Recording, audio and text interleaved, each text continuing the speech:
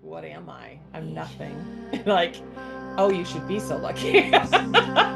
You should be so lucky to literally be nothing.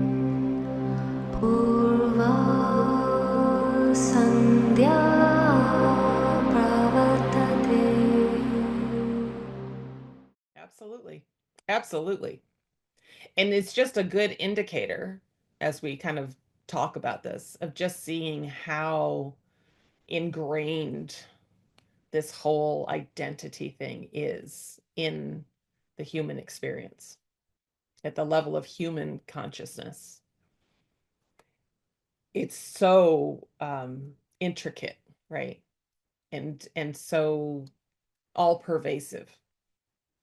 So the work of dissolving the sense of me just from this one conversation alone, you really get a clue in like, ooh, like that's not a small feat. Right? When everything that happens,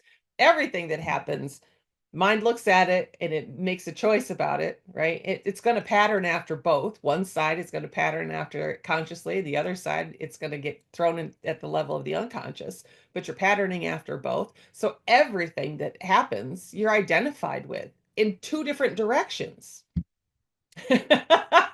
One half you'll see, one half you won't see, but it's still sitting there. So it's like there is this, everyone's kind of walking around with more than one identity, really. There's one that we want to believe about ourselves, and then there's another one that we don't even want to look at, much less admit that is happening.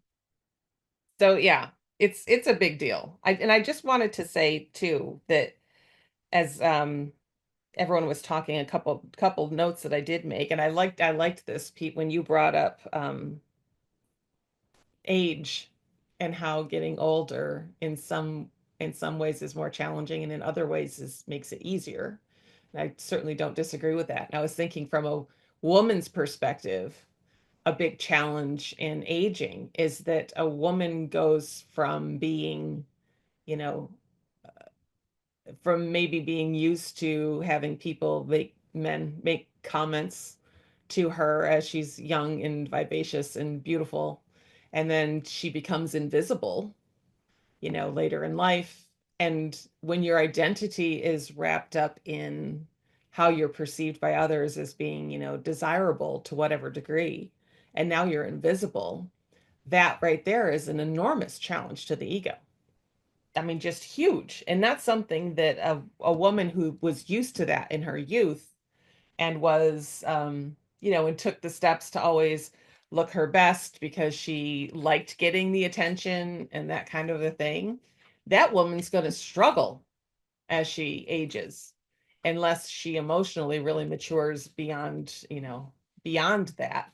But she'll struggle because she's going to feel like, so like, what's my purpose now? Like, who am I anymore that, I'm not an object of desire.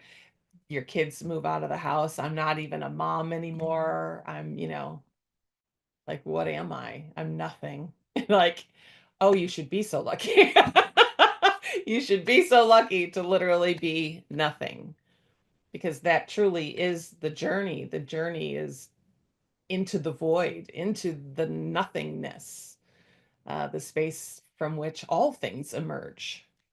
And you are those all things, but one can't begin to witness the totality of what one is as a projection until the identification gets loosened enough that you can begin to see beyond it. So, like I've said before, having the experience with my husband when he was having an argument with one of my kids and hearing it, and in that moment recognizing, I mean, just seeing it so clearly that, oh my God, that's me. That's me. And it's like, well, what does that mean? Because I knew that that was my unconscious mind projected out as him saying the things that I would not allow myself to say, being the person I would not allow myself to be. because it had to show up in my world. So where was it going to show up? It was going to show up in my husband, right? And we forget. Remember, I posted on WhatsApp the let me find it because it was a great quote. Where did it go? In case anyone didn't see it, by Ramana. There are no others. Whatever you see outside is your own reflection. Your mind is creating all this. Yeah, all you, all the time. All you, all the time. So now when we look at this, why are we worried about what other people think about us when it's you anyway? Right? If it's all you anyway, why would it matter? Why would it matter? In highest truth. It wouldn't, would it? Because you would know that you're all of it.